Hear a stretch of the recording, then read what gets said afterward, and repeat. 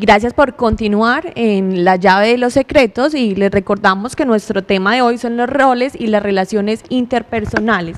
¿Qué más preguntas tienen al respecto? Listo, Marcela, yo tengo otra pregunta y es ¿cuáles son las características convenientes que debe de tener un noviazgo? Es decir, el rol de novio o novia, Sí. ¿cierto?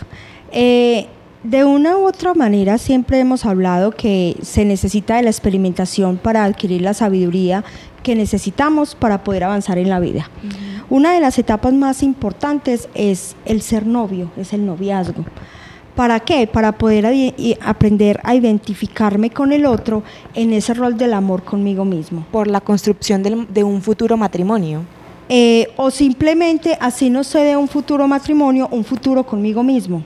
Porque es que la relación del noviazgo no necesariamente no va a ser duradera, ¿cierto? Sí. ¿A qué viene esto? A que recordemos que siempre el otro es un espejo de mi realidad interna, lo que yo no he reconocido. Y el novio o la novia me va a ayudar a identificar desde esa idea que yo tengo del amor, que es viable y que no es viable para mi desarrollo interpersonal, independientemente que con este individuo sea o no sea con quien yo vaya a formar una vida futura, ¿cierto? Porque es que nada delimita eso. Que no se vuelva como en el matrimonio hasta que la muerte nos separe, así no nos amemos, no, que sea hasta que perdure el amor. De igual forma debe ser en el noviazgo, ¿cierto? Que no sea algo forzado, que sea algo que nos lleve a la construcción de mi propio mundo en cuanto a lo que yo puedo compartirme y compartir con otro.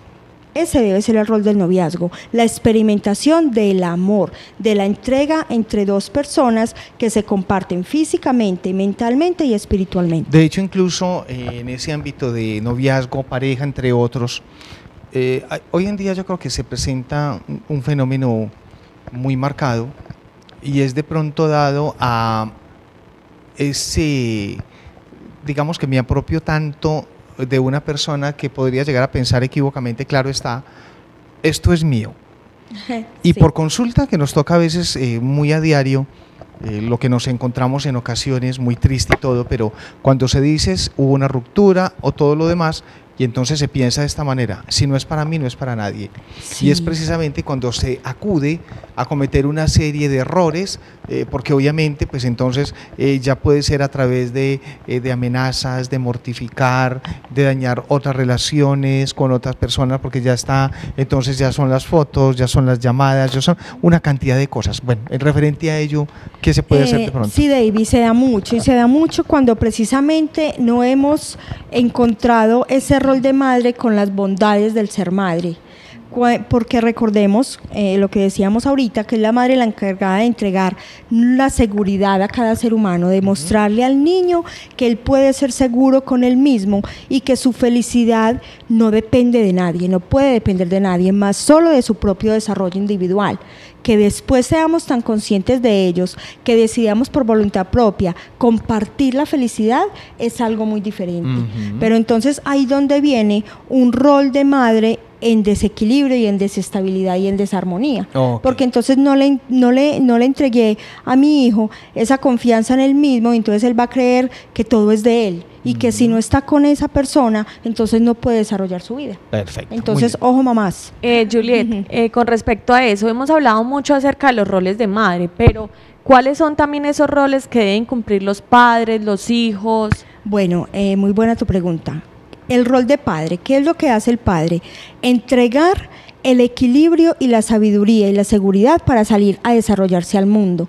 Si de los 0 a los 7 años la madre entrega el valor por mí mismo y da el permiso para que el chico empiece a experimentar su propia realidad, y da la libertad, entonces en la etapa siguiente, de los 7 a los 14, un padre equilibrado y consciente empieza a entregar al hijo sabiduría y le da la libertad para que viva el permiso para que viva la libertad que ya la madre entregó. Es decir, de que un chico salga seguro al mundo depende del padre. Listo, pero entonces, ¿qué pasa con esos hijos que nacen sin un padre, que no responden por ellos, que los abandonan desde pequeños? Son chicos que por lo general salen a experimentar el mundo con algo que yo llamo en consulta conflicto de autoridad. Como no tienen un referente de autoridad masculino, entonces el desarrollarse en el ámbito laboral, en el ámbito académico, en el ámbito social, va a ser de mucho conflicto porque no van a respetar ningún tipo de autoridad. Para él la autoridad no existe. Entonces yo me mando independientemente de que con eso daña al mundo, pero yo me mando porque no conozco otra autoridad. Pero entonces la madre no podría entrar a cumplir esos dos roles. Si hablamos desde lo natural, no. Es imposible ¿cómo lo podemos llamar? El código que se han querido entregar muchas madres de que yo puedo ser mamá y papá al mismo tiempo, no. Si papá no está, hay un vacío de padre. A no ser que llegue otra figura paterna, otra figura masculina que desarrolle esa figura paterna independientemente de que haya sido el que haya gestado o no gestado, ¿cierto? Pero no es posible que una madre entregue el rol que entrega un padre, porque es que la madre es mujer y la mujer viene con características diferentes a las del rol del padre, que es un hombre que tiene características mentales diferentes. Perfecto.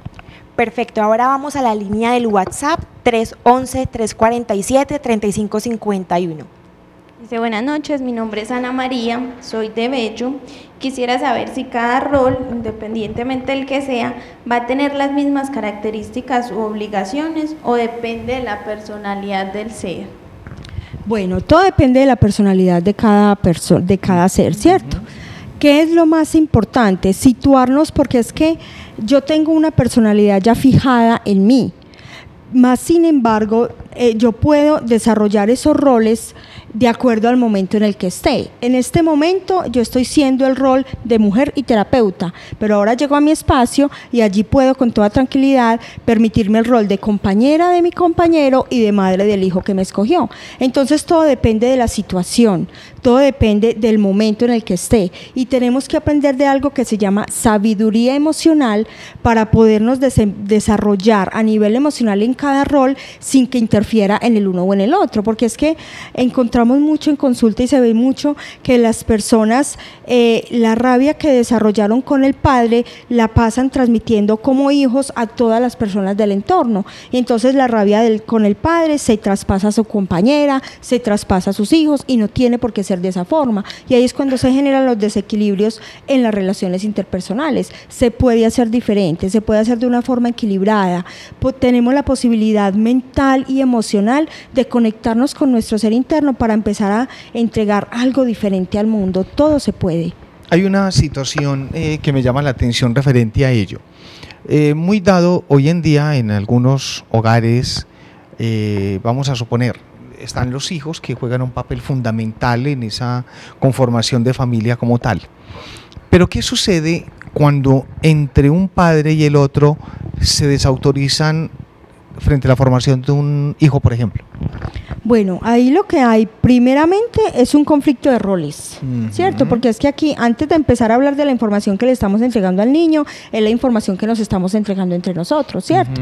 Y entonces hay que mirar también en qué etapa está el chico, porque por ejemplo, yo tengo un chico de 7 años que acaba de pasar, termina mi etapa como acompañante de madre y empieza a pasar la etapa del compañero, entonces yo trato de chutarle a él más la pelota, para que con la información que el chico nos va trayendo, él le vaya entregando la seguridad en el mundo, ¿cierto? Y esa capacidad de él empezar a desarrollarse por fuera. Pero si mamá y papá no saben en qué rol estamos, en qué etapa estamos, es lo más seguro que eso pase. ¿Y qué va a generar eso? Desorden en la mentalidad del chico.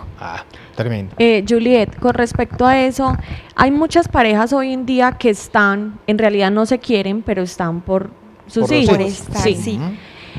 Pero ¿hasta qué edad o cuánto tiempo debe durar ese rol para darle la seguridad al hijo y que no hayan como problemas más adelante? Mira, si una mujer deja de sentirse conectada con su compañero desde el mismo momento en que tuvo el parto de su hijo, debe dejarlo.